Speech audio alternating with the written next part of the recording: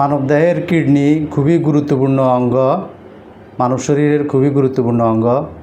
কোনো কারণে যদি কিডনির ক্রিটানিন লেভেল বেড়ে যায়, ক্রিটানিন পয়েন্টগুলো তার নির্দিষ্ট রেঞ্জ থেকে অনেক বেড়ে যায়, 6, 7, 8 পর্যন্তও চলে যায়, পয়েন্ট 6 থেকে 7, 8 পর্যন্তও চলে যায়। এই পয়েন্টগুলো যদি বেড়ে যায় তাহলে কিডনি ড্যামেজ হয়ে যায়। তো কিডনিকে ঠিক রাখতে, কিডনিকে ডিটক্স রাখতে এবং কিডনির ক্রিটানিনের লেভেলটাকে ঠিক রাখতে আপনারা হোমিও চিকিৎসা গ্রহণ করবেন।